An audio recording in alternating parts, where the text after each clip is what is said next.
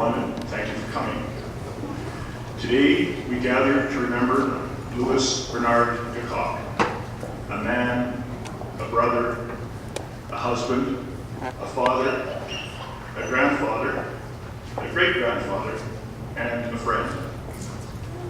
Dad was born in Holland in 1925, in the family house where his brother Pete still lives. During his years in Holland, he enjoyed loving parents and the company of several brothers and sisters.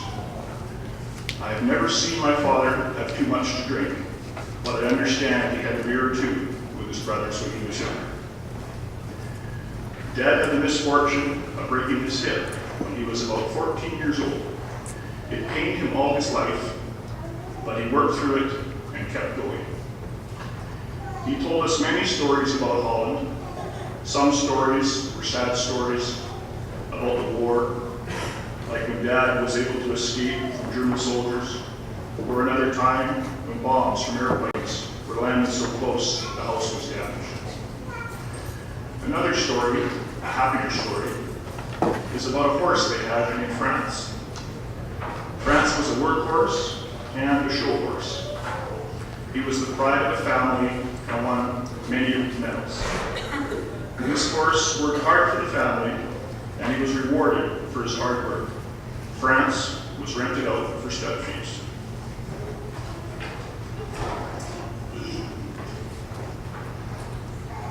When Holland was liberated, it was the Canadian soldiers who were in Dad's area of Holland. A Canadian soldier gave Dad a rifle and shells. His friend had been killed that morning and didn't need it anymore. The soldier thought the family should put that rifle to better use. When I was in Holland 4 years ago with my father, I held that rifle in my Uncle Fred's house. I believe it was the Canadian soldiers who gave Dad such a fondness for Canada, and I thank them for that. I do not know if it was Dad or Uncle Joe who decided to come to Canada, but it was a good idea.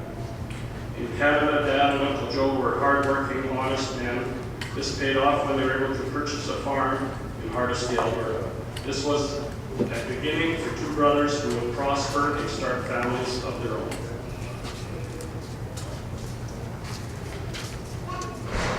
Dad had good taste in women.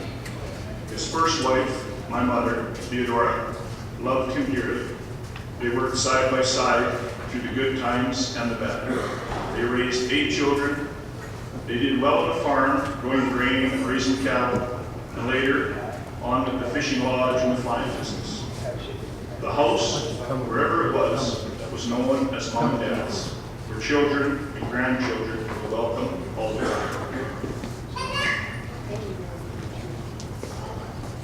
My mother, Theodora, passed away when Dad was in his early 60s. Dad truly loved his first wife. However, man was not meant to be on this earth alone. He soon met his second wife, Jean. Gina lost her first husband, so they perhaps had something in common. I think they just liked each other and got hitched. Many people have asked me, what do you think about your dad getting remarried? I just say, if more people were like Jean in this world, it would be a better place. 2 long, successful marriages, that says a lot about a man, and perhaps even more about his 2 wives.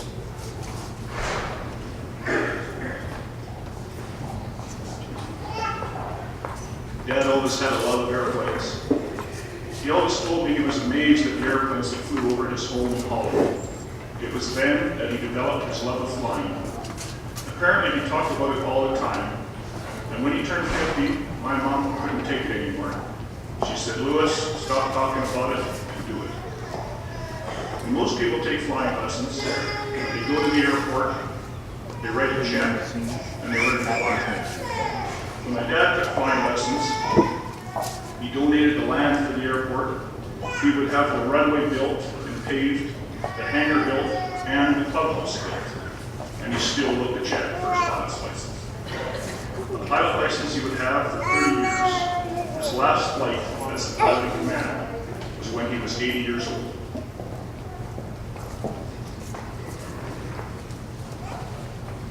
Some people are lucky enough to have a complete life. Our father picked a lot of rocks, grew a lot of wheat, raised a lot of cattle, raised a lot of children, flew a lot of airplanes, bought and sold a lot of airplanes and cars, even been known to take horses on trade on an airplane if that would seal the deal. He caught a lot of fish, he sang a lot of songs. He enjoyed his grandchildren and great-grandchildren, and had two wonderful wives, our mother Theodora and our stepmother Jean. And then was lucky enough to leave this world at peace with himself, at peace with God, loved by family and friends. The life can't be more complete than that.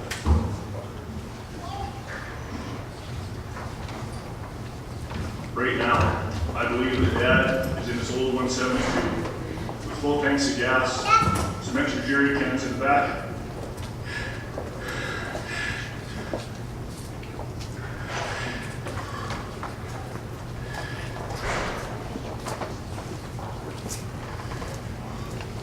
He has a destination. I'll fly through some bad weather. The runway will be open when he gets